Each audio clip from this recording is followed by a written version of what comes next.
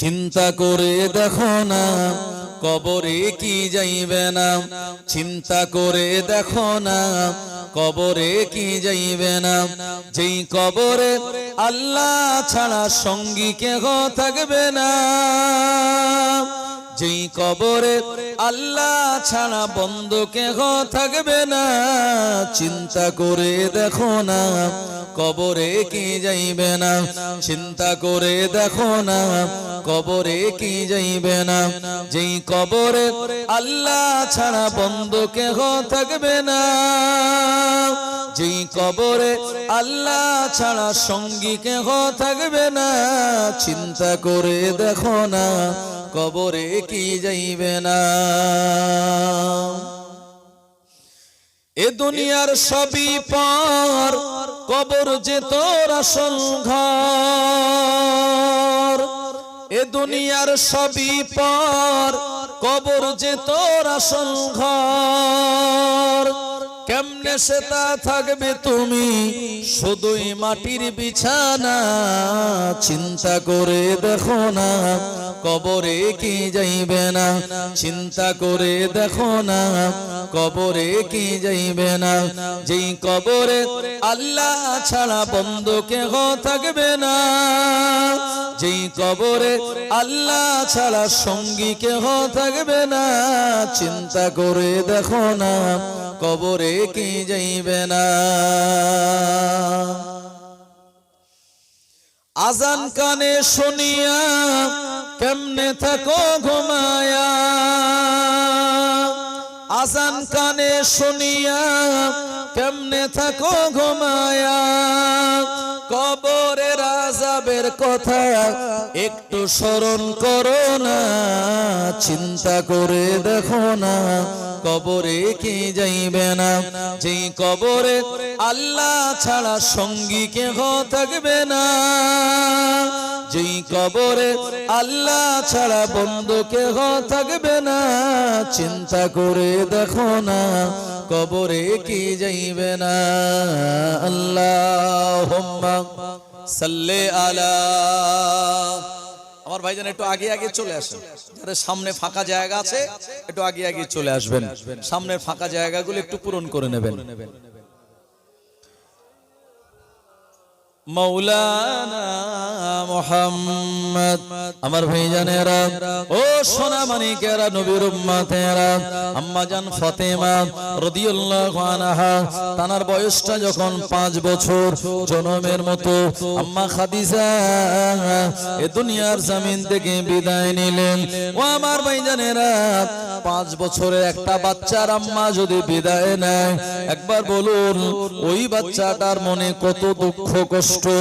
ফাতেমা রাদিয়াল্লাহু আনহা মাঝে মাঝে ঘরের ভিতরে তিনি বালিশে মুখটা গুজে দিয়ে তিনি কাঁদতেন। আল্লাহর হাবিব খাদিজার ইন্তেকালের পর বাইরে বেশি যেতেন না, যখনই যেতেন ফাতেমাকে কোলে করে মহব্বত করে নিয়ে যেতেন আর ফাতেমাকে কোলে পিঠে রাখতেন।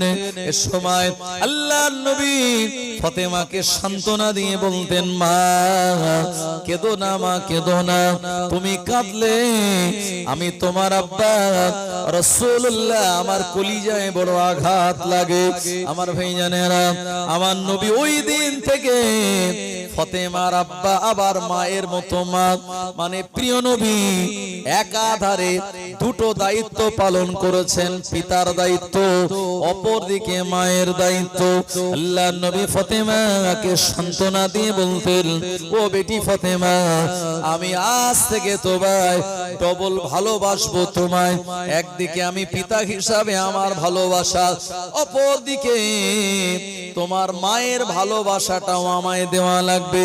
এই জন্য প্রিয় নবী যখন খেতে বসতেন আগে ফাতেমাকে দিতেন, ফতেমা খাওয়া শুরু করলে নবীজি তিনি খেতেন, আর ফতেমা যখন কাঁদতেন আমার নবী নিজে হাতে করে তার চোখের পানি মুছিয়ে দিতেন। ও মুরব্বিয়ান বাবাজি গণেরা, আম্মা জান ফতেমা এই দিন থেকে অত্যন্ত আপনার নবীজির প্রিয় পাত্র হলেন, প্রিয় পাত্রী হলেন। অপরদিকে আল্লাহর হাবিব দিন দুনিয়ার বাদশাহ ফতেমার ব্যাপারে তিনি সজাগ দৃষ্টি রাখতেন। ওই খাদিজা রাদিয়াল্লাহু আনহার ঘরে আম্মা জান ফতেমা রাদিয়াল্লাহু আনহা তিনি লালিত পালিত হন। ফতেমা রাদিয়াল্লাহু আনহা তার বয়সটা যখন 6 বছর, 7 বছর, 8 বছর, 9 বছর, 10 বছর হয়ে গেল। এই 10 বছর বয়সে আমার নবী ফতেমাকে বললেন, মা তোমার আম্মা বিদায় নিল, 5 বছর হয়ে গেল। এই 5 বছরের ভিতরে আমি অনেক দূরে কোন জায়গায় আল্লাহর দ্বীন প্রচার করার জন্য যাইনি। আমি তোমার জন্য, তোমার ভালোবাসা দেওয়ার জন্য, তোমার থেকে চোখের আড়াল না হওয়ার জন্য এই মক্কা শরীফের বাউন্ডারিতে, এই মক্কার অলিতে গলিতে গিয়ে আমি কালেমার দাওয়াত দিয়ে এসেছি। আবার রাতের বেলা তোমার কাছে চলে এসেছি যেন তুমি বুঝতে না পারো তোমার আম্মা নাই। সুবহানাল্লাহ বলেন। কি ভালোবাসা আমার নবী ফতেমাকে দিয়েছিলেন। এই 5টা বছর দূরে কোনো জায়গায় যাননি। ফতেমা একা থাকবে, নবীজি সব সময় ফতেমাকে কাছে পিঠে রাখতেন। আমার ভাইজানেরা, প্রিয় নবী সাল্লাল্লাহু আলাইহি ওয়াসাল্লাম কাছাকাছি রেখে তানাকে শরীয়তের সমস্ত বিষয়ে তিনি শিক্ষা দিতেন। নবীজি বলেছেন, মুরু আওলাদুকুম 7 সিনিন, যখন তোমার সন্তানদের 7 বছর বয়স হবে, মুরু আওলাদাকুম ফিস সালাত, তখন তোমাদের সন্তানদেরকে নামাজের নির্দেশ দাও। নবীজি সাল্লাল্লাহু আলাইহি সাল্লাম বললেন, যখন তোমার সন্তানদেরকে 10 বছর বয়স হয়ে যাবে, ও আদরিবুহুম ফি 10 সিনিন, ও আদরিবুহু মানে তাদেরকে পেটাই করবে, আশারা মানে 10, আর সিনিন মানে হচ্ছে আপনার সানাতনের বহুবচন হচ্ছে সিনিন। যখন 10 বছর বয়স হবে তাদেরকে ও আদরিবুহু, তাদেরকে পেটাই করবে নামাজের জন্য। আমার ভাইজানেরা, আমরা কজন নামাজের জন্য আমাদের সন্তানদের হাত তুলেছি গায়ে? পকেট থেকে 10 টাকা নিয়ে নিয়েছে না বলে, বা আমাদের না বলে বাইরে কোনো জায়গায় গিয়েছে, স্কুলে যায়নি, প্রাইভেটে যায়নি, তাই হয়তো আমরা কোনো সময় কান ধরে টেনে দিয়েছি বা বকাঝকা করেছি। কিন্তু সন্তানের 7 বছর বয়স থেকে নামাজের নির্দেশ দেওয়া, এটা নবীজির নির্দেশ। নবীজি বললেন 10 বছর হলে সন্তানকে আঘাত করো, কারণ কোন পিতামাতা কি চায় যে তার সন্তানটা আগুনে পুড়ে মরে যাক, আগুনের ভিতরে জ্বলুক? যেহেতু নামাজ না পড়লে কবরে আযাব হবে, তাই তাদেরকে আঘাত করতে আল্লাহর হাবিব বলেছেন।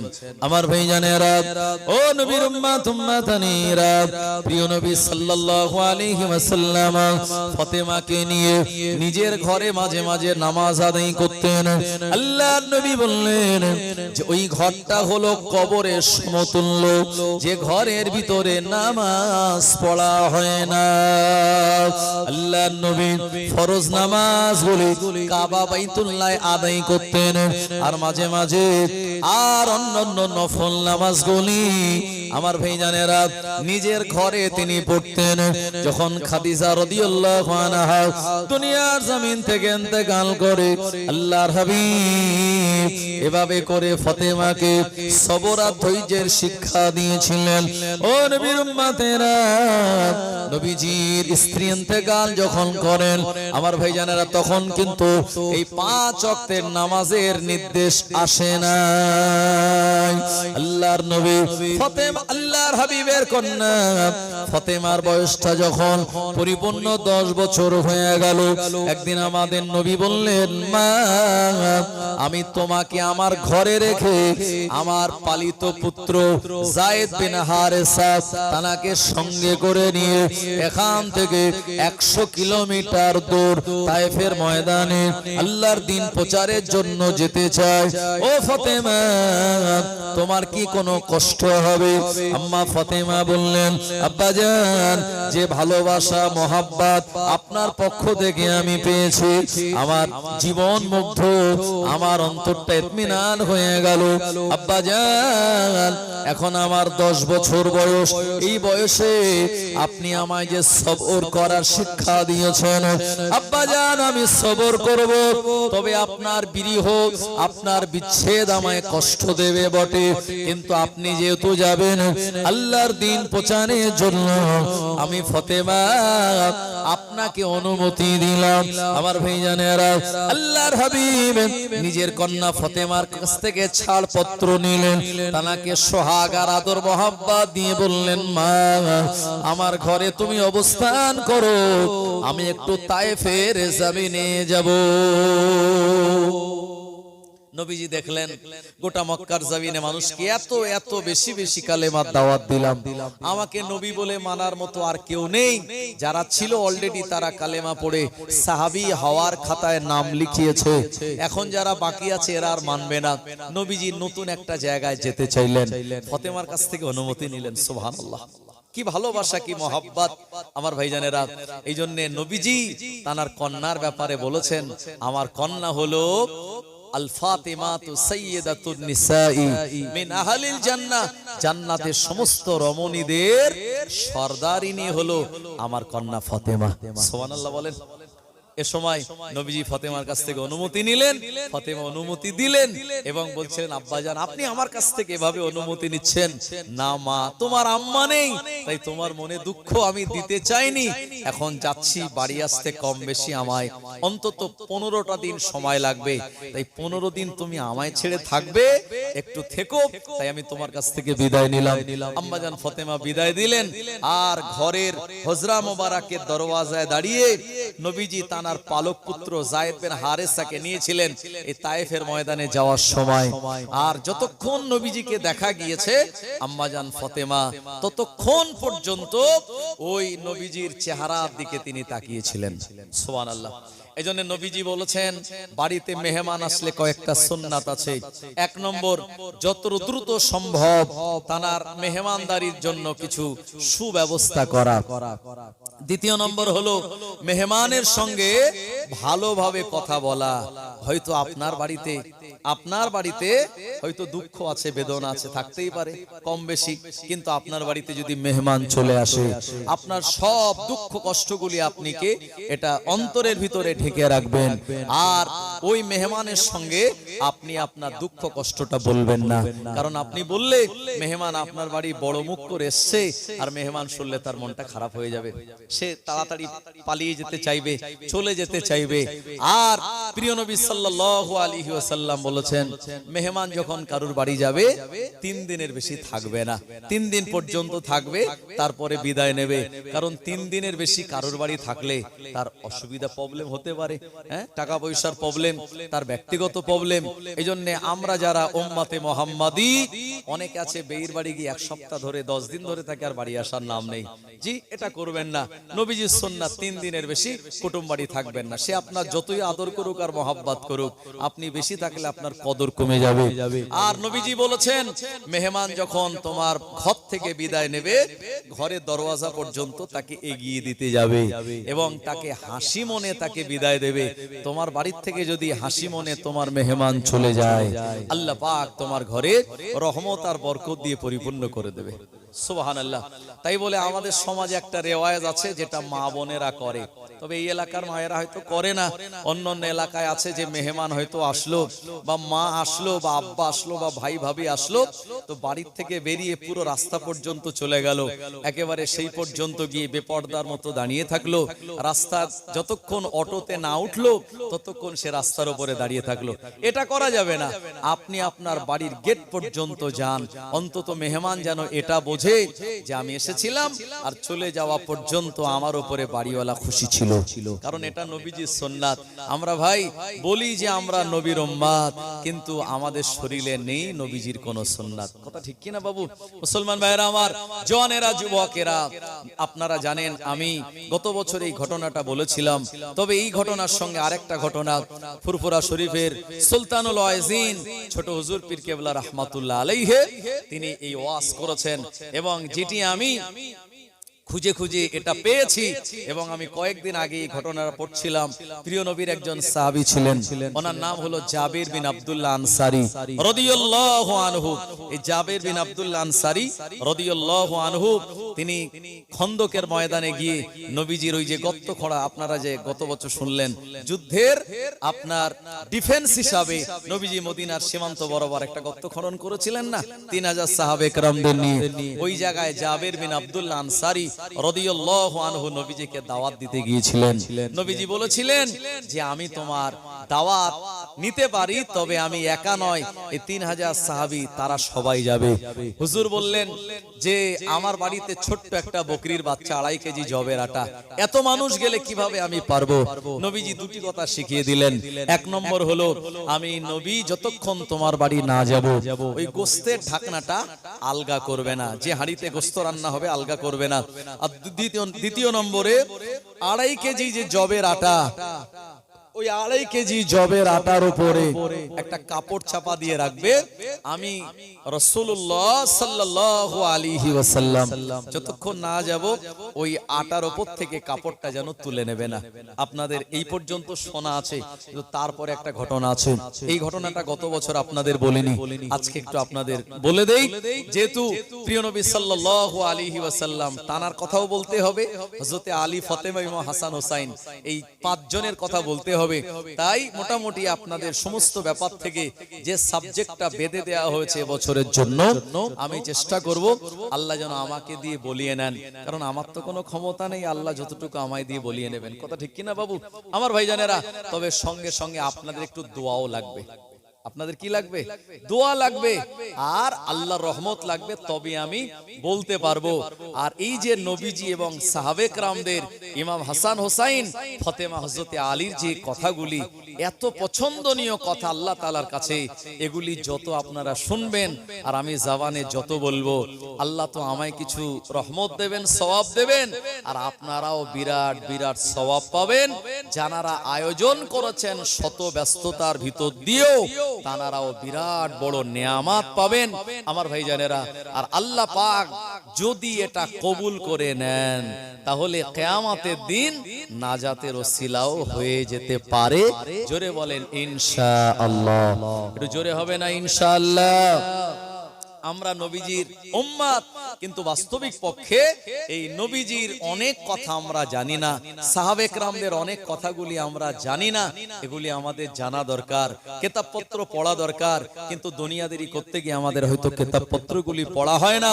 তো আজকে আপনাদের কাছে সুযোগ এসেছে এই কথাগুলি শোনার এবং সেগুলি আমাল করার।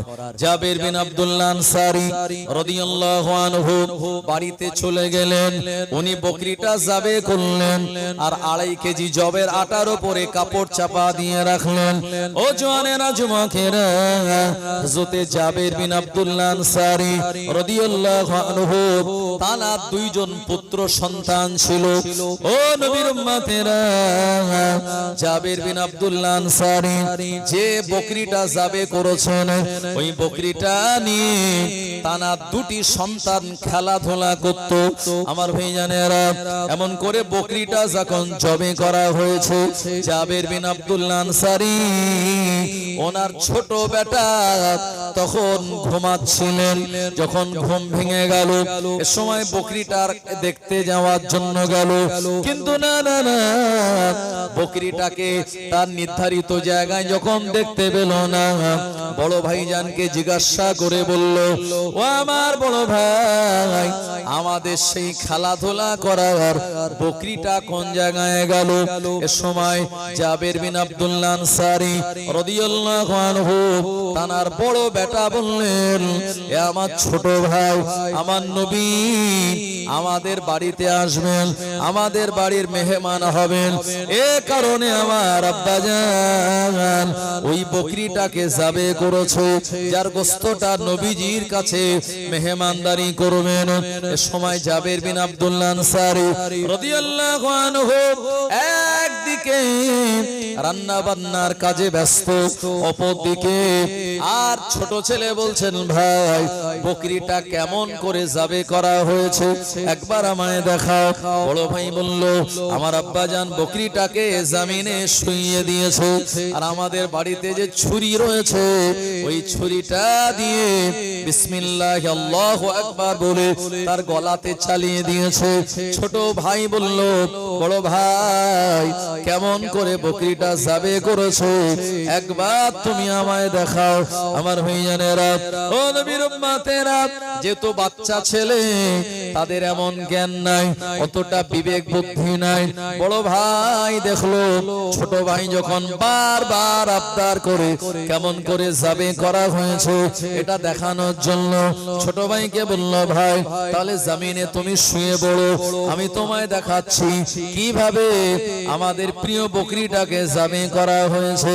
আমার ভাইজানেরা ছোট ভাই জমিনে যখন শুয়ে পড়লো আর এভাবে গলাটা উঁচু করলো, জাবের বিন আব্দুল্লাহ আনসারী রাদিয়াল্লাহু আনহু তানার বড় বেটা ওই ছুরিটা নিয়ে আব্বাজান যেভাবে বকরি যাবে করেছিল ছোট ভাইয়ের গলার উপরে বিসমিল্লাহ আল্লাহু আকবার বলে ওভাবেই চালিয়ে দিয়েছে। ও জওয়ানেরা যুবকেরা, ছুরিটা চালিয়ে দেওয়ার সঙ্গে সঙ্গে ওই ছোট ভাই দুনিয়ার জমিন থেকে ইন্তেকাল করলো। সবাই বলুন ইন্না লিল্লাহি ওয়া ইন্না ইলাইহি রাজিউন। ও নবীর উম্মতেরা, ছোট ভাইয়ের গলা দিয়ে গলগল করে রক্ত বার হয়। বড় ভাইয়ের বুঝতে বাকি রইল না, হায় রে হায় সর্বনাশ, এত ছোট ভাই ইন্তেকাল করলো। ছটফট করে জাবের বিন আব্দুল্লাহ আনসারী ছোট সন্তান বিদায় নিল। ও আমার ভাইজানেরা, বড় ছেলেটা ভয় পেয়ে আব্বা আম্মা আমায় মারধর করবে ওই জায়গায় ছুরিটা ফেলে দিয়ে আর দূরে একটা বিরাট বড় খেজুর গাছ ছিল, কোন জায়গায় গিয়ে লুকাবে, কোন জায়গায় আত্মগোপন করবে। ওই বিরাট বড় খেজুর গাছের উপরে উঠে ওই জায়গায় খেজুর গাছের ডাল ধরে ওখানে লুকিয়ে রইল। হযরতে জাবের বিন আব্দুল্লাহ আনসারী রাদিয়াল্লাহু আনহু রান্নাঘর থেকে বাইরে বার হলেন। এ সময় তিনি দেখতে পেলেন আহারে ছোট বেটার আর গর্দানের উপরে ছুরি চালানো অবস্থায় জমিনে পড়ে আছে। হায় রে হায় সর্বনাশ, কি ব্যাপার? স্ত্রীকে ডাক দিলেন, ব্যাপারটা দেখলেন, এনারা বুঝতে পারলেন নিশ্চিত এটা আমার বড় ছেলের কোনো কাজ হবে। আমার ভাইজানেরা, বড় ছেলেটা কোন জায়গায় গেল? চারিদিকে খোঁজা শুরু হয়ে গেল। না না না, খুঁজে খুঁজে পাওয়া যায় না। হযরতে জাবের বিন আব্দুল্লাহ আনসারী রাদিয়াল্লাহু আনহু ওই খেজুর গাছের কাছাকাছি যখন গেলেন আর বড় ছেলের নাম ধরে ডাক দিলেন, বড় ছেলের মনে বিরাট ভয় লাগলো। আমার আব্বা আমায় খুঁজছে মানে যে অন্যায় কাজ আমি করেছি, আমার আব্বা হয়তো আমাকেও বাঁচিয়ে রাখবে না, বিরাট পানিশমেন্ট দেবে, বিরাট শাস্তি আমায় দেবে। এই ছেলেটা ভয় পেয়ে শরীরটা তার দুর্বল হয়ে গেল। মানুষ যখন ভয় পায় শরীরটা তার প্রচন্ড দুর্বল হয়, হালকা হয়ে যায়। আর গাছের উপরে ডাল ধরে রাখা সম্ভব হলো না, ওই গাছের উপর থেকে জমিনে পড়ে গেল। আহারে পাথরের উপরে মাথা পড়ে দুনিয়ার জমিন থেকে হযরতে জাবের বিন আব্দুল্লাহ আনসারী রাদিয়াল্লাহু আনহু দুইজন বেটা জনমের মতো ইন্তেকাল করলো। হযরতে জাবের বিন আব্দুল্লাহ আনসারী তিনি যত কাঁদে ওনার স্ত্রীও তত কাঁদে। একটা সময় জাবের বিন আব্দুল্লাহ আনসারীর বিবি বললেন, ও আমার স্বামী, না না না, আজকে আমাদের কান্নার দিন নয়, আজকে আমাদের আনন্দের দিন। তিনি দুনিয়ার বাদশাহ, আখিরি জামানার নবী, নূর নবী, নবী মুহাম্মদুর রাসূলুল্লাহ সাল্লাল্লাহু আলাইহি ওয়াসাল্লাম আমাদের ঘরে আসবেন। আমরা হলাম মেজবান, নবীজি তিনি হলেন মেহমান। আল্লাহর হাবিব আমার বাড়িতে মেহমান হয়ে আসবেন যদি জানতে পারে আমার দুইজন বেটা দুনিয়া জমিন থেকে বিদায় নিল, আমার নবী আমাদের বাড়িতে খাওয়া দাওয়া করবেন না, আমাদের এমন করে নবীজির মনটা খারাপ হয়ে যাবে। ও আমার স্বামী গো, না না না, আমাদের বাচ্চাদের ইন্তেকালের খবরটা আমার নবীকে আমরা দেব না, বরঞ্চ স্বামী স্ত্রী দুইজন মিলে সবর করে ধৈর্য ধারণ করে ঘরের ভিতর থেকে কম্বল আনলেন। আমার ভাইজানেরা, এই কম্বলের ভিতরে ছোট বেটা শরীরটাকে আপনার জড়িয়ে মা হৃদয়টাকে শক্ত করে মনটাকে মজবুত করে আর ছোট বেটাকে ঘরের ভিতরে একটা কোণাতে শুইয়ে রেখে এসেছে। এমন করে আবার দ্বিতীয় কম্বল আনা হলো, ওই কম্বলে বড় বেটাকে জড়িয়ে বড় বেটার শরীরটা মরা লাশটা ওই ঘরের কোন একটা জায়গায় শায়িত রেখে দিল। ও জওয়ানেরা যুবকেরা, এ নবী সাহাবী জাবির বিন আব্দুল্লাহ আনসারী রাদিয়াল্লাহু আনহু ঝরঝর করে কাঁদতে লাগলেন আর বলতে লাগলেন, আল্লাহ আমার নবী আমার বাড়ির মেহমান, অথচ আমার দুই বেটা দুনিয়ার জমিন থেকে বিদায় নিল। হযরত জাবির বিন আব্দুল্লাহ আনসারী রাদিয়াল্লাহু আনহু তার বিবি অত্যন্ত ধৈর্যশীল। আমার নবী আসবেন মেহমান হয়ে, সামান্য তানো নবীকে বুঝতে দেওয়া যাবে না। স্বামীকে বারবার তিনি সান্ত্বনা দিতে লাগলেন। ও নবীর উম্মতেরা, জওয়ানেরা, যুবকেরা, মরা ছেলের লাশ দুটো ওই ঘরের ভিতরে, এদিকে স্বামী স্ত্রী দুইজন মিলে আমার নবীজি এবং সাহাবীদের জন্য তারা খানা রেডি করে। জোরে হবে না? ইমানের পাওয়ার কি ছিল তানাদের বাবু, ইমানের মজবুতি শক্ত কত ছিল। নবীজি আসছেন, কোন দুঃখ তানার সামনে আমরা দেখাবো না।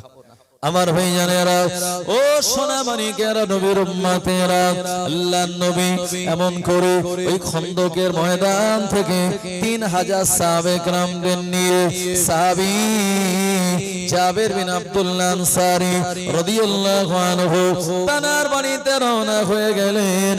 জিবরাইল আলাইহিস সালাম প্রতিমধ্যে আমার নবীকে শুনিয়ে দিলেন, ইয়া রাসূলুল্লাহ হাবিবাল্লাহ, ইয়া রাসূলুল্লাহ হাবিবাল্লাহ, আল্লাহ পাক আমায় বলে দিয়েছে জাবির বিন আব্দুল্লাহ আনসারীর বাড়িতে আপনি যাচ্ছেন, তানা দুই বেটাকে সঙ্গে করে নিয়ে তারপরে আল্লাহ পাক খানা খেতে বলেছে। জোরে হবে না? আল্লাহ পাক বলেছে আমার হাবিবকে শুনিয়ে দাও জাবির বিন আব্দুল্লাহ আনসারী দুই বেটাকে নিয়ে তারপরে যেন খানা খায়। আল্লাহর হাবিব জাবির বিন আব্দুল্লাহ আনসারীর বাড়িতে আসলেন, অনুমতি চাইলেন, দরওয়াজা খুলে দিলেন। আল্লাহর নবী প্রবেশ করলেন, হাসি মুখে আমার নবীকে সালাম দিলেন, আহলান সাহালান মোবারকবাদ জানালেন।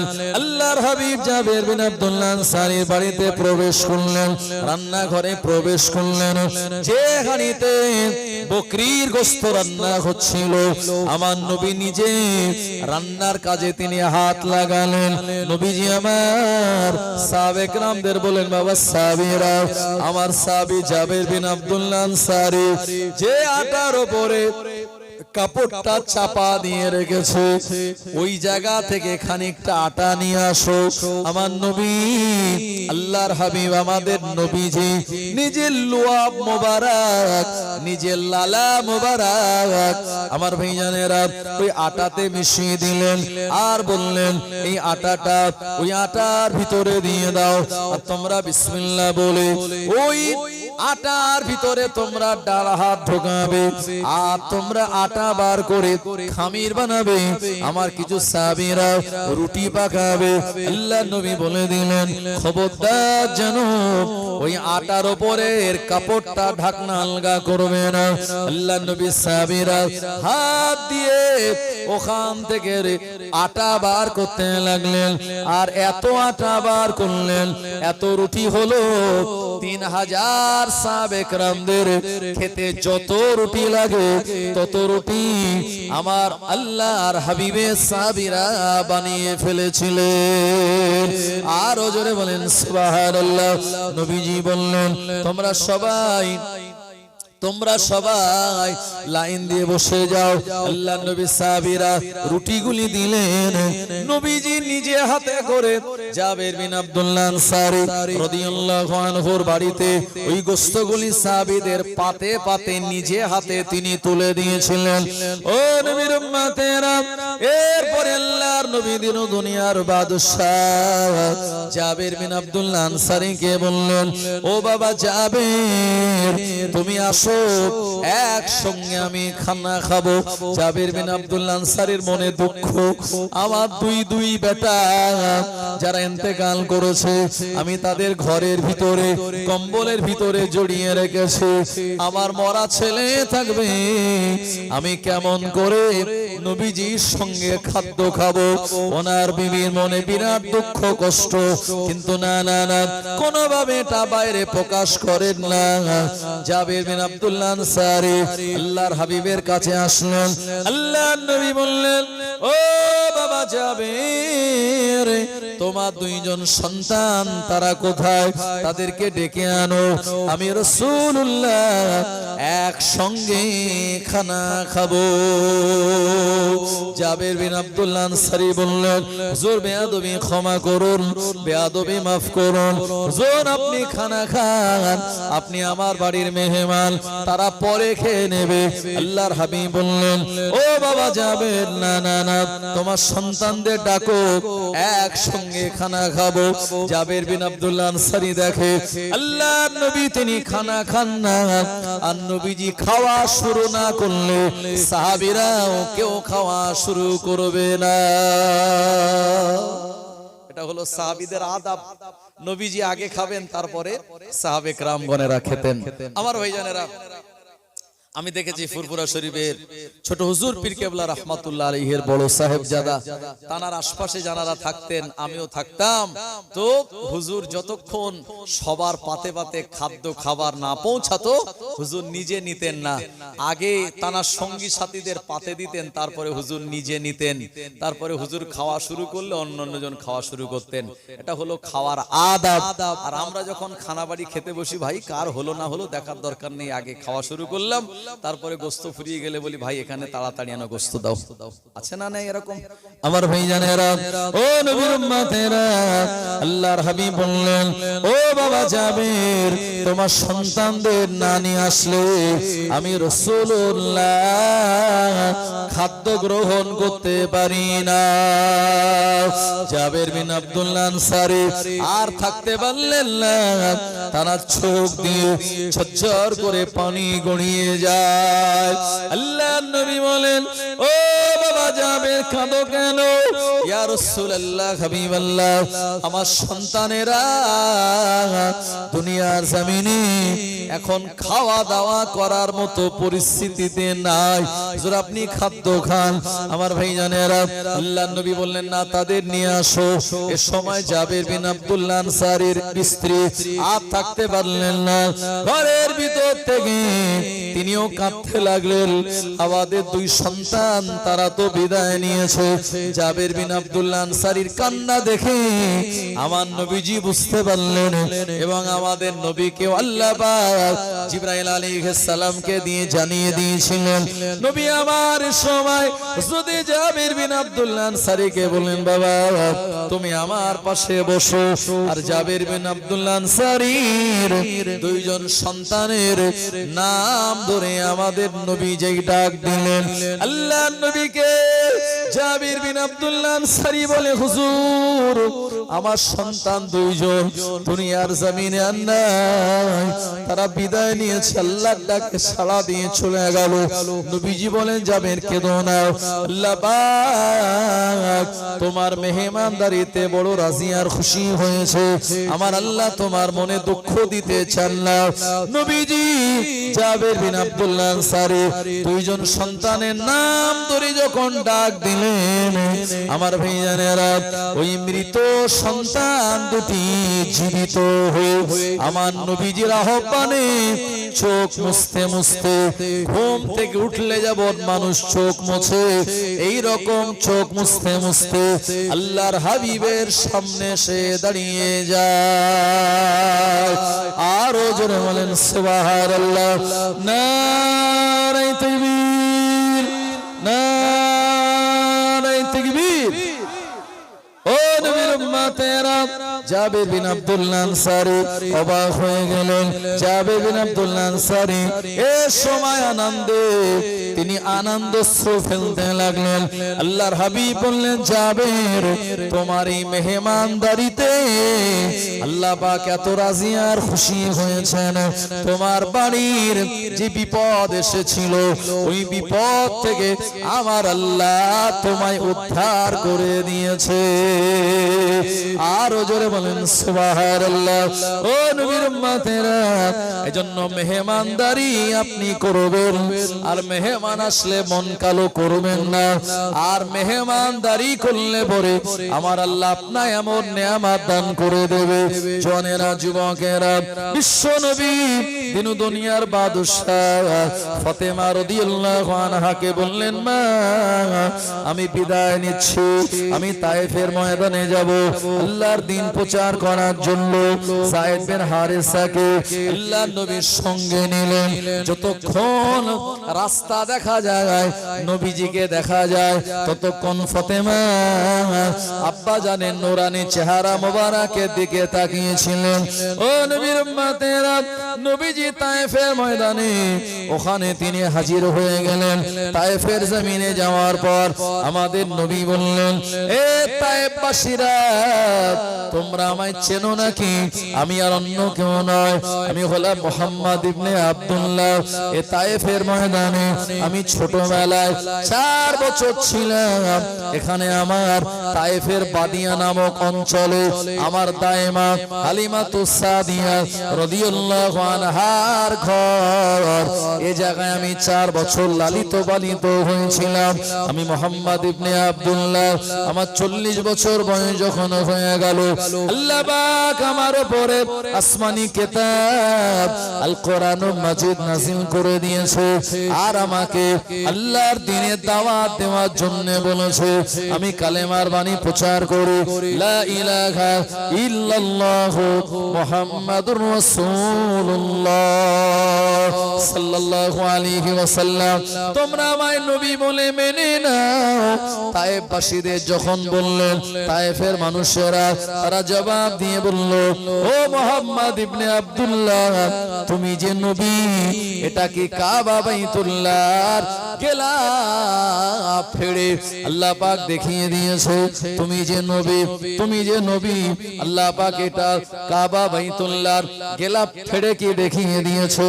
ও জওয়ানেরা, যুবকেরা, প্রিয় নবী মুহাম্মদুর রাসূলুল্লাহ সাল্লাল্লাহু আলাইহি ওয়াসাল্লামকে তারা বলেছিল, যদি নবী যে হয়, কাবা বাইতুল্লাহর গিলাফ ফেড়ে তাকে আল্লাহ বলবে এটা নবী।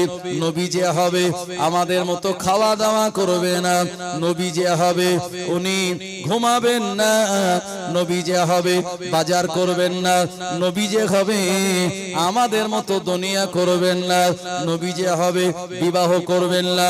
তুমি তো বিবাহ করেছো, তুমি বাজারে যাও, আমাদের মতো খাওয়া দাওয়া করো, আমাদের মতো ঘুমাও, তুমি নবী নাও। সুতরাং আমরা তোমায় নবী বলে মানি না। আল্লাহর নবী হাল ছাড়লেন না। আমার ভাইজানেরা, একটানা 10 দিন পর্যন্ত তিনি কালেমার দাওয়াত দিতে লাগলেন।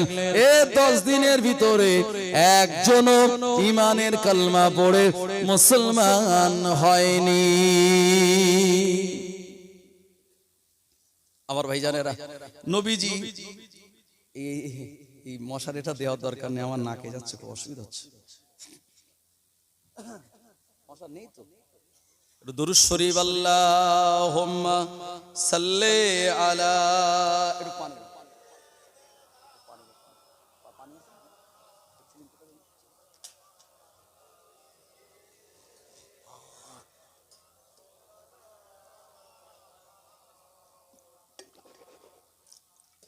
আল্লাহুম্মা সাল্লি আলা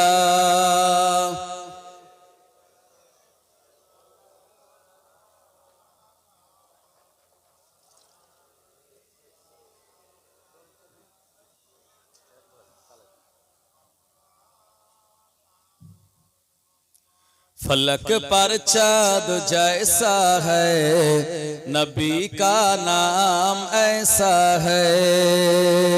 फलक पर चाँद जैसा है, नबी का नाम ऐसा है। दिलों से गम मिटाता है, मोहम्मद नाम ऐसा है। फलक पर चाँद जैसा है, नबी का नाम ऐसा है। दिलों से गम मिटाता है, मोहम्मद नाम ऐसा है।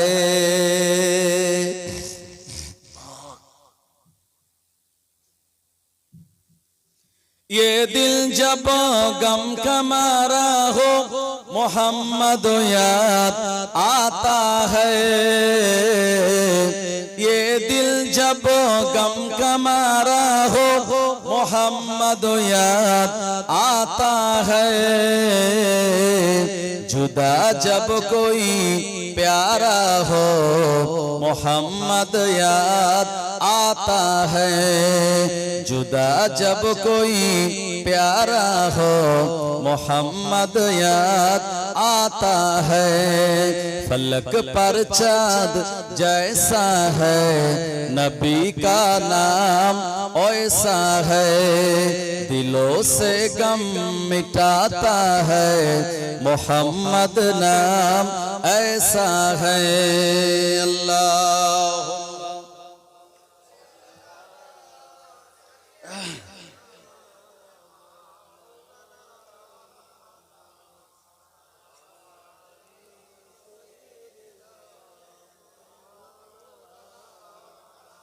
জওয়ানেরা, যুবকেরা, ও নবীর উম্মতেরা, আল্লাহর নবী একটানা 10 দিন ব্যাপী তায়েফের জমিনে কালেমার দাওয়াত দিলেন, ইসলামের দাওয়াত দিলেন।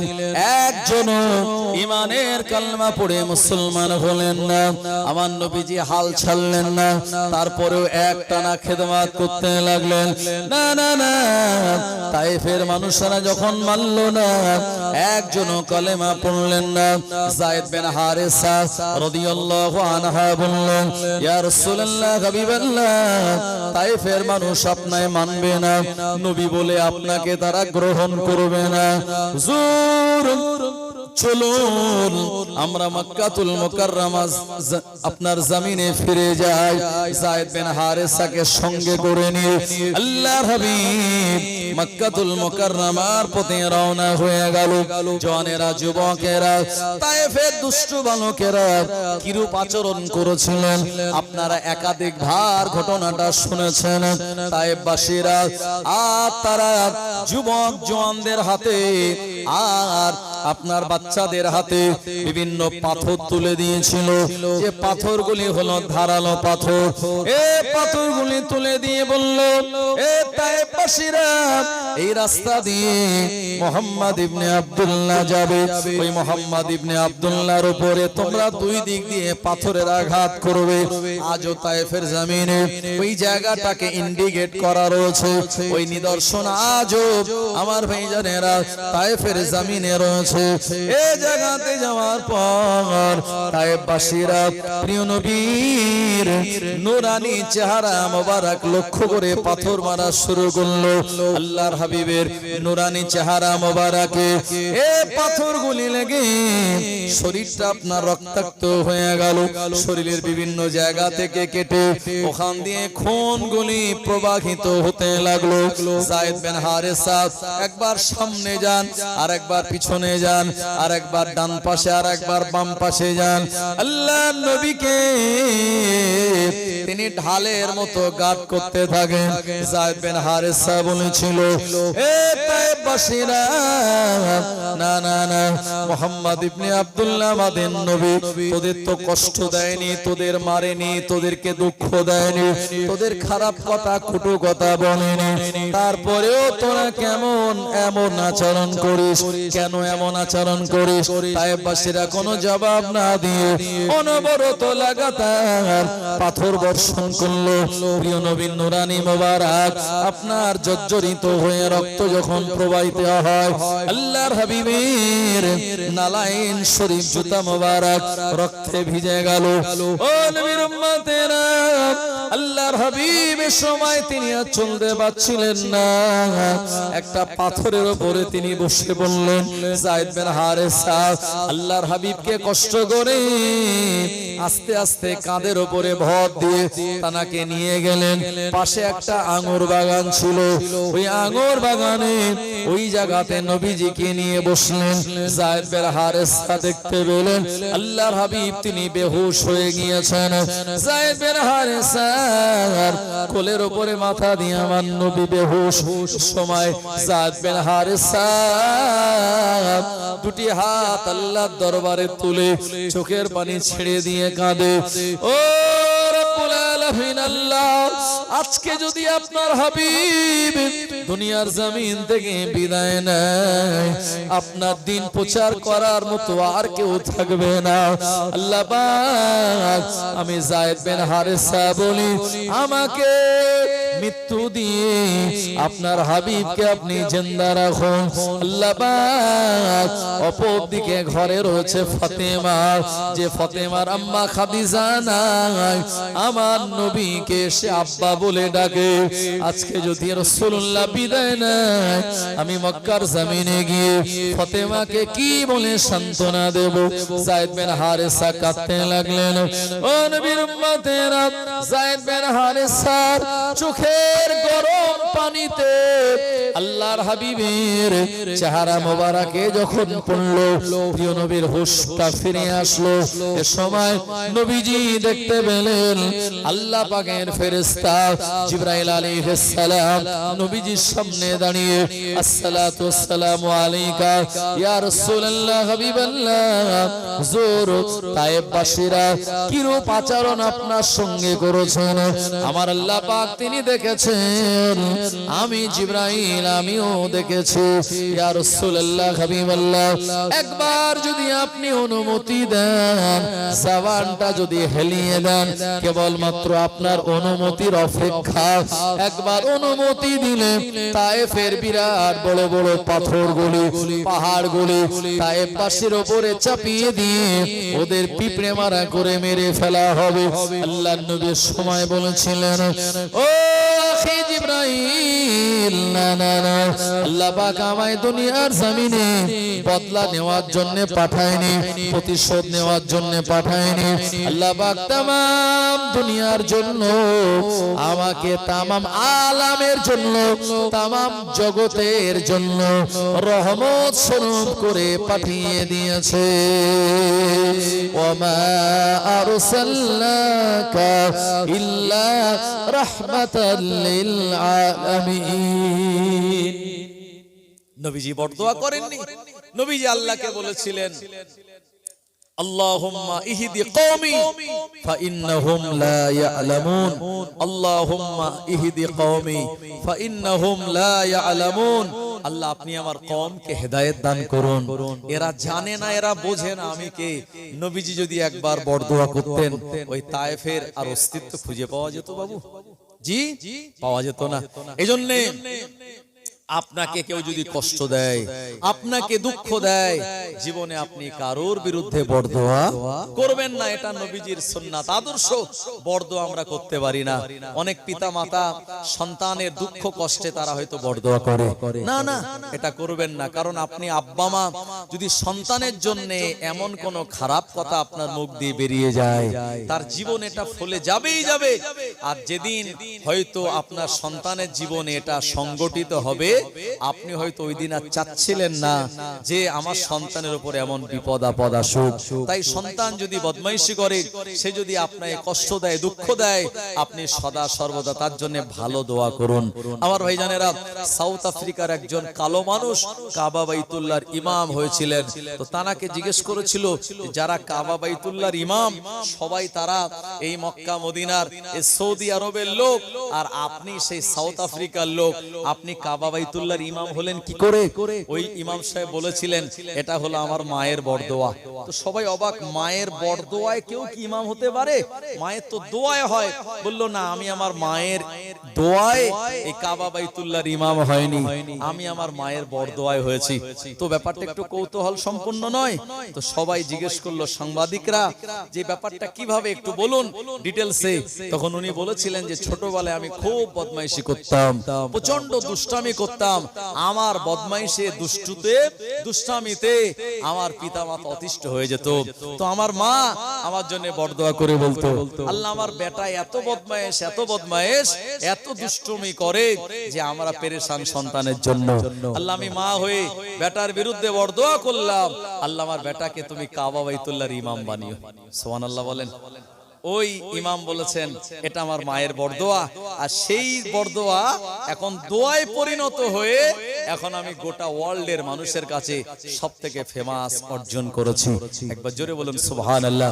এই জন্য পিতামাতা আমরা যারা জীবনের সন্তানের বিরুদ্ধে বরদোয়া করব না, এটা নবীজির শিক্ষা।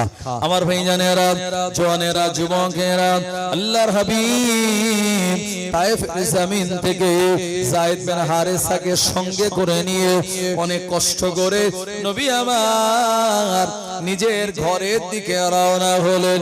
ও জওয়ানেরা, যুবকেরা, আম্মা জান ফাতেমা রাদিয়াল্লাহু আনহা বারবার তিনি যান ঘরের দরওয়াজার কাছে, আর বাইরের দিকে উকি দিয়ে দেখেন আমার আব্বা জান কবে বাড়ি আসবে।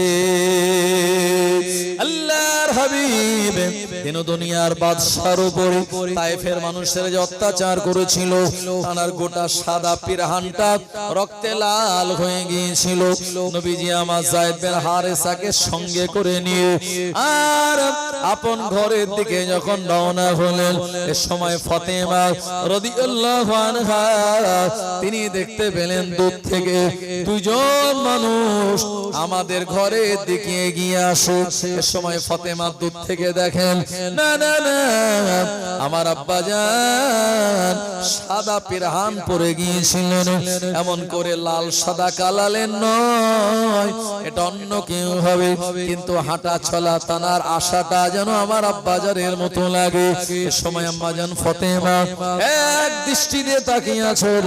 আস্তে আস্তে আস্তে আস্তে নবী আমার নিজের হুজরা মোবারকে যতটা কাছে আসেন, আম্মা জান ফাতেমার আর বুঝতে বাকি রইল না, উনি আর অন্য কেউ নয়, উনি হলেন আমার আব্বা জান। আম্মা জান ফাতেমার বয়সটা তখন 10 বছর। ও নবীর উম্মতেরা, এ সময় যখন আমাদের নবী আর নিজের ঘরের কাছে আসলেন, প্রিয় নবীর এমন অবস্থা দেখে আম্মা জানা আর ফাতেমা ঝরঝর করে কাঁদতে লাগলেন, আর বলতে লাগলেন, আব্বা জান আপনার এমন অবস্থা কে করলো? ও আমার আব্বা জান আপনার এমন অবস্থা কেন? আমার নবী বলেছিলেন, মা তায়েফবাসীরা আমায় আঘাত করেছে পাথর দিয়ে।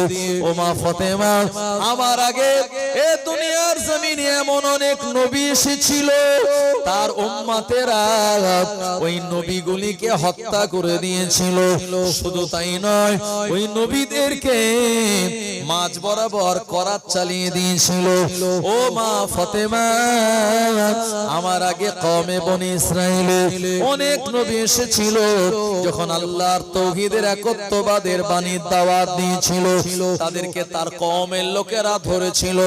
ধরার পর লোহার চিরুনি দিয়ে তাদের গায়ের চামড়াগুলো আঁচড়ে আঁচড়ে তুলে ফেলে দিয়েছিল। এভাবে ওই নবীদের হত্যা করেছিল।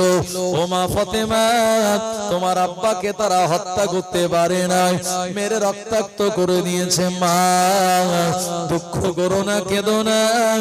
আম্মা জান ফাতেমা এ সময় আব্বা জানের এমন অবস্থা দেখে আল্লাহ পাকের দরবারে হাত তুলে বরদোয়া করতে লেগেছে। আল্লাহ, আমার আব্বার সঙ্গে যারা এমন আচরণ করলো, আল্লাহ পাক আপনি তাদের বিরুদ্ধে এই কথাগুলি বলতে যাবেন। এমন সময় আমাদের প্রিয় নবী ফাতেমার জবানটাকে চেপে ধরে বললেন, মা না না না মা, এমন বরদোয়া করো না। আমি ওই কওমের জন্য দোয়া করেছি, আল্লাহুম্মা ইহদি কওমি ফাইন্নাহুম লা ইয়ালামুন। ও মা, তুমি হলে জান্নাতের সমস্ত নারীদের সরদারিনী, তুমি জবান দিয়ে বলে ফেললে আল্লাহ তা কবুল করে নেবে। মা, ওদের জন্য বরদোয়া নয়, বরঞ্চ তাদের জন্য তুমি হেদায়েতের দোয়া করো। আরো জোরে বলেন সুবহানাল্লাহ। প্রিয় নবী দিন ও দুনিয়ার বাদশাহ নবী পাক সাল্লাল্লাহু আলাইহি ওয়াসাল্লাম ফাতেমার কাছে আসলেন। আর ফাতেমা আমার নবীকে সেবা করতে লাগলেন। 10 বছর মানে অনেকটা তানার বুদ্ধি, অনেকটা তানার সংসারের কাজ করার সক্ষমতা। আমার ভাইজানেরা, এ সময় আমার নবীর বারবার মনে পড়তেছিল বিবি খাদিজার কথা।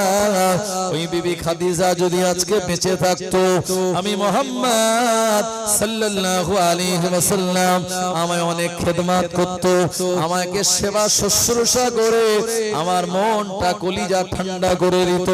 আল্লাহর নবী দিন দুনিয়ার বাদশা নবী পাক সাল্লাল্লাহু আলাইহি ওয়াসাল্লাম এমন করে ফাতেমার সঙ্গে ওই ঘরে অবস্থান করে আল্লাহ পাক তানাকে যখন একটু শরীরটা সুস্থ করে দিলেন, এই সময় প্রিয় নবীর কাছে জিবরাইল আলাইহিস সালাম চলে এসেছিলেন। আসসালাতু ওয়াসসালামু আলাইকা ইয়া রাসূলুল্লাহ হাবিবাল্লাহ। হুজুর, আপনার মনে এ বছরে বিরাট দুঃখ। আমার নবীকে তায়েফের জমিনে যে বছরে মারা হয়েছিল, ওই বছরটাকে আল্লাহর নবীর সারা জীবনের সবথেকে দুঃখজনক বছর বলা হয়। আরবিতে এটাকে আমুল হুজুন বলে। আমুল মানে হলো বছর, হুজুন মানে হলো দুঃখের বছর।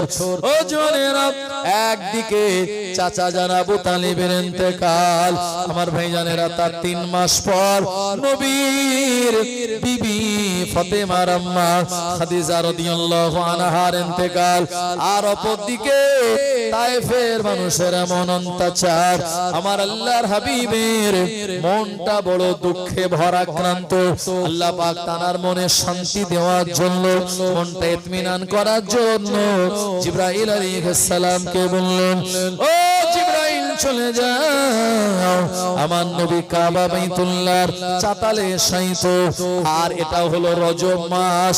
এই রজব মাসের 27 তারিখে আমার নবীকে আল্লাহ বলেন আমার আসমানে নিয়ে চলে আসো। আমার ভাইজানেরা, এটা চলছে বর্তমানে জমাদিউল আউয়াল মাস, তারপরে জমাদিউল সানি, তারপরে রজব মাস আসবে।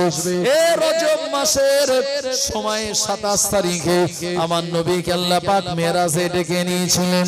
মেরাজের ঘটনা আপনাদের জানা, আমি ওটা বলতে চাই না। ও নবীর উম্মতেরা, নবীজি আমার মেরাজ থেকে ফিরে আসলেন, অনেক লম্বা ঘটনা।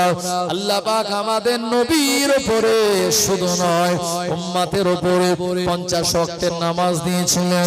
কিন্তু না না না, 50 ওয়াক্তের নামাজটা মুসা নবীর কথায় এটা কমে কমে 5 ওয়াক্তে চলে আসলো। আমার নবী 5 ওয়াক্ত নামাজ নিয়ে আসলেন, সঙ্গে আল্লাহ তাআলার আরশে মুআল্লা গেলেন, সিদরাতুল মুনতাহা দেখলেন, লৌহে কুরসি কালাম দেখলেন। ও জওয়ানেরা, যুবকেরা, আল্লাহ নবী মেরাজে গিয়ে যেটা আজকের এই আলোচনার জন্য ভাইটাল, সেটা হলো সিদরাতুল মুনতাহা হলো একটা গাছ। এই গাছে অসংখ্য আল্লাহ তাআলার বান্দা বান্দীদের নাম লেখা আছে। এই জায়গায় আমার নবী দেখতে পেলেন এই গাছটা আপনার তেঁতুল গাছের মতো, তার পাতাটা ছোট ছোট। এই জায়গায় অসংখ্য বান্দা বান্দীদের নাম, কিন্তু দুটো নাম বড় বড় দুটো পাতায়। আর যে নাম দুটি আপনার যেখান থেকে আলোর নূর বার হয়, আল্লাহ নবী জিবরাইল আলাইহিস সালামকে জিজ্ঞাসা করলেন, আখি জিবরাইল এই নাম দুটো কার নাম? এই সময় আল্লাহ নবী এর আগে জীবনে দেখেন নাই এই নাম। আমাদের নবীজি এমন নাম এর আগে কোনোদিন শুনেন নাই। এই সময় জিবরাইল আলাইহিস সালাম বলেছিলেন, ইয়া রাসূলুল্লাহ হাবিবাল্লাহ, এই নাম দুটি অন্য কারো নাম নয়। আপনার যে সন্তান, আপনার যে কন্যা ফাতেমা রয়েছে, আল্লাহ পাক ওই ফাতেমার ঘরে দুটি সন্তান দান করে দেবে। এই স্পেশাল দুই সন্তান, একজনের নাম হবে হযরতে হাসান, আর একজনের নাম হলো হযরতে হুসাইন। আমার নবী ফাতেমাকে যখন বিবাহ দেন নাই, ফাতেমার বয়স যখন 10 বছর, মক্কার জমিনে আল্লাহর হাবিব মেরাজে গিয়ে ফাতেমার সন্তানদের নামটা তিনি নিজে চোখে দেখে এসেছিলেন। আরো জনে বলেন সুবহানাল্লাহ। জিবরাইল আলাইহিস সালাম বললেন, ইয়া রাসূলুল্লাহ হাবিবাল্লাহ, এটা হলো আল্লাহ তাআলার পছন্দনীয় নাম হাসান আর হুসাইন, এটা জান্নাতি নাম। এর আগে কাউকে হাসান আর হুসাইন নাম রাখা হয় নাই। আমাদের নবীজির নাম রাখার আগে আদম শফিউল্লাহ থেকে আর আমাদের নবীর আসার আগ পর্যন্ত এই মুহাম্মদ নাম কারো যেমন ছিল না, তেমন ইমাম হাসান হুসাইনের নাম তেমন এর আগে কারো ছিল না। এই নাম দুটো আনকরা নাম, নতুন নাম। আল্লাহর হাবিবের দেখে বড় পছন্দ হলো। নবী আমার যখন আল্লাহ তাআলা জান্নাত ভ্রমণ করতে গিয়েছিলেন, এই জান্নাতের ভিতরে অসংখ্য নেয়ামত দেখতে পেলেন। আমার ভাইজানেরা, এই জান্নাতের ভিতরে বিরাট বড় জায়গা, ওই জায়গায় বিরাট বড় সুউচ্চ দালান কোঠা আমাদের নবীজি দেখেছিলেন। জোরে বলুন। আল্লাহর জান্নাত অনেক অনেক বড়। আমার ভাইজানেরা, আমরা যে দুনিয়ায় বসবাস করি, এই দুনিয়ার থেকে আকাশে যে সূর্যটা রয়েছে, সূর্যটা এই পৃথিবী থেকে 13 লক্ষ গুণ বড়। জোরে বলেন সুবহানাল্লাহ। কত বড়? 13 লক্ষ পৃথিবী সূর্যের ভিতরে ঢুকিয়ে দেওয়া যাবে।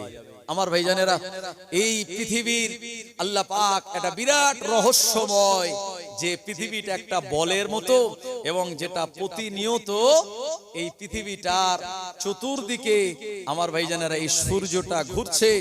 এরপরে প্রথমে বৈজ্ঞানিকরা বলেছিল যে পৃথিবী ঘোরে, তারপরে তারা বলল না, পৃথিবী না সূর্য ঘোরে। কিন্তু আল্লাহ পাক কোরআনুল মাজিদে সূরা ইয়াসিনে শুনিয়েছেন, পৃথিবী এবং সূর্য আপন আপন কক্ষপথে সবাই ঘুরছে।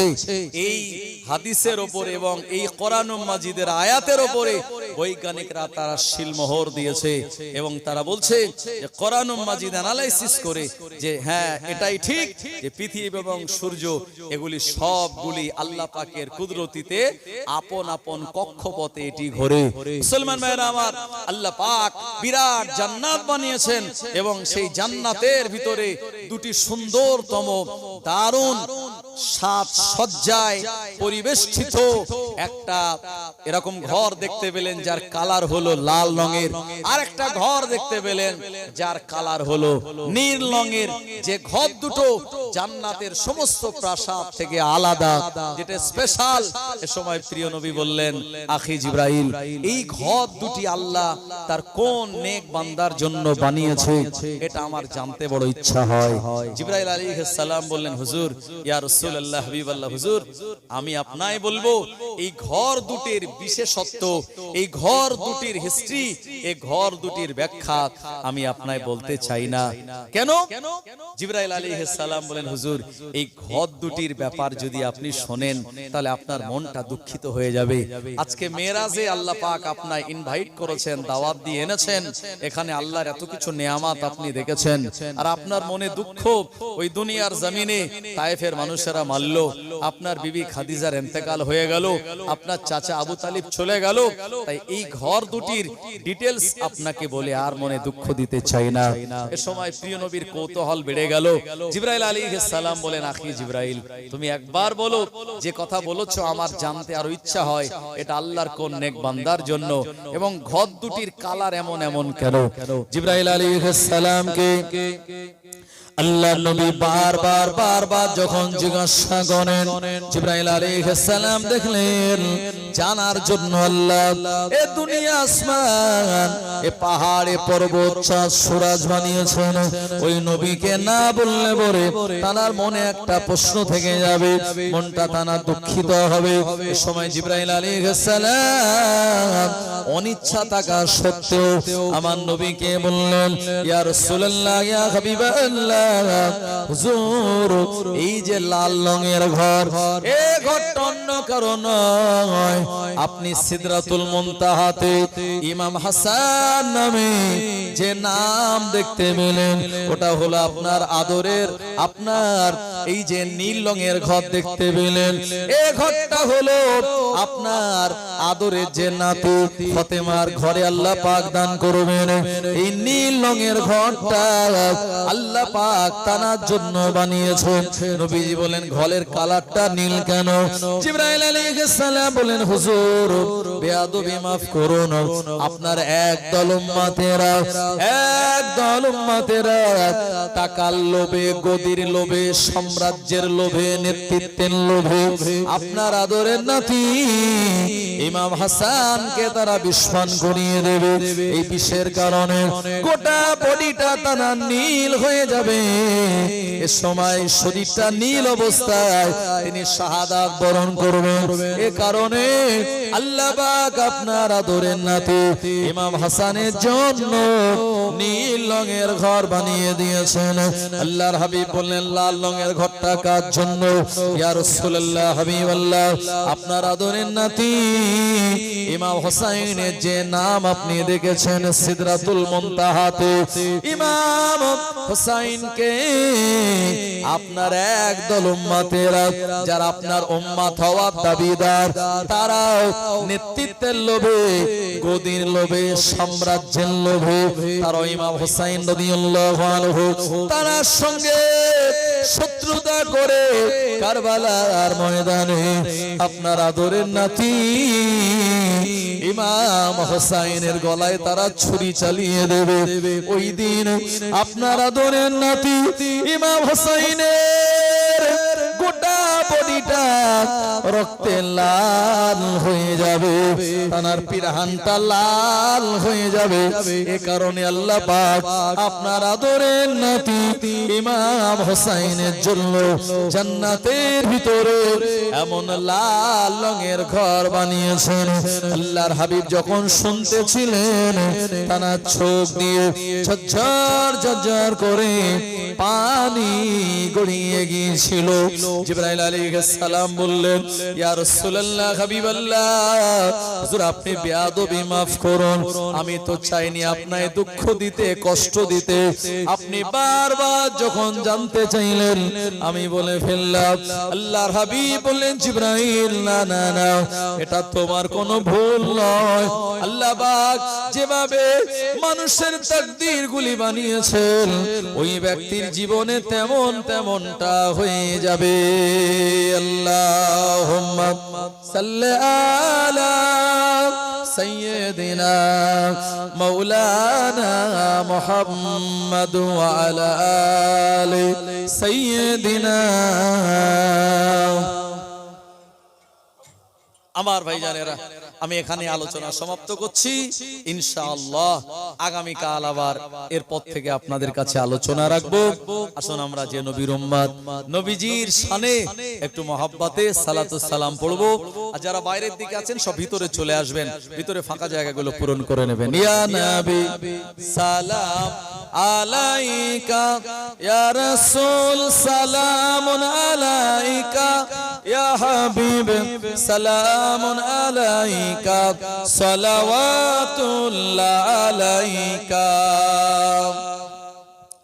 হে নবী আমরা আপনার দেওয়ানা, আপনি যে মোদের নজরানা, যেতে চাই সোনার মদিনা, হবে কি আপনার ইশারা। ইয়া নবী সালামুন আলাইকা, ইয়া রাসূল সালামুন আলাইকা, ইয়া হাবিব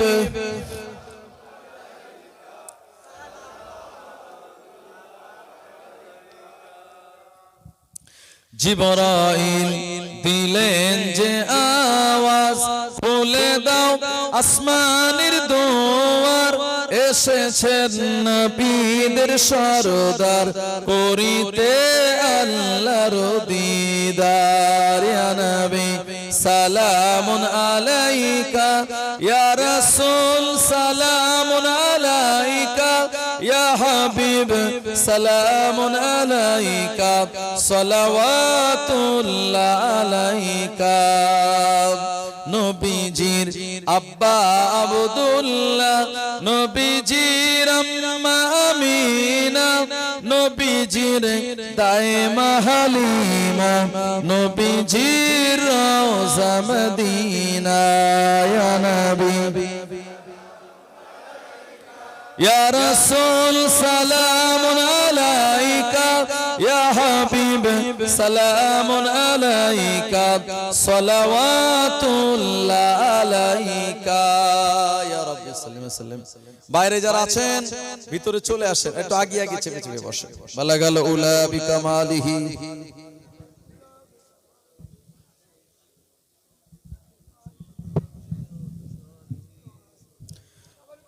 সাল্লু আলাইহি ওয়া আলিহি। যারা তাবারক ডিস্ট্রিবিউট করবেন আপনারা নিয়ে চলে আসুন। তাবারক যারা বিতরণ করবেন আপনারা তাড়াতাড়ি সব নিয়ে চলে আসুন প্যাকেটগুলো। আর যারা রাস্তায় আছেন আমি সবাইকে অনুরোধ করব আপনারা সব ভিতরে চলে আসুন ভাইজান, তাবারক দিতে সুবিধা হবে। একটু ভিতরের দিকে চলে আসুন, অনেক জায়গা ফাঁকা আছে, এই মাঝখানে এসে বসে যান, অসুবিধা নাই। সবাই বিসমিল্লাহ শরীফের সঙ্গে 3 বার সূরা ফাতিহা, 3 বার সূরা ইখলাস, 5 বার দুরূদ শরীফ তেলাওয়াত করুন। বিসমিল্লাহির রহমানির রহিম। আলহামদুলিল্লাহি রাব্বিল আলামিন।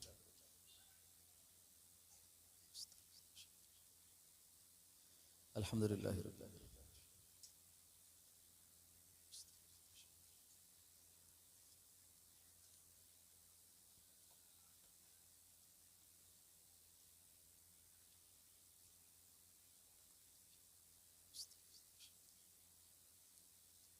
আলহামদুলিল্লাহি রাব্বিল আলামিন। মালিকি ইয়াউমিদ্দিন।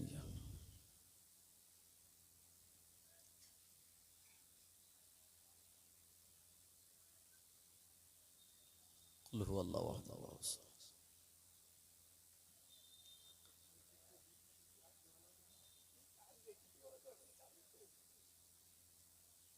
আসলে রাস্তার উপরে লোকজন তো, ওনারা যদি ভিতরে আসতেন তো ভালো হতো, এই হই হট্টগোল গুলো হতো না। হ্যাঁ হ্যাঁ, রাস্তার উপরে যারা আছেন আমি সবাইকে বলবো ভিতরে চলে আসুন, রাস্তার উপরে হই হট্টগোল না করে ভিতরে চলে আসুন, সুবিধা হবে।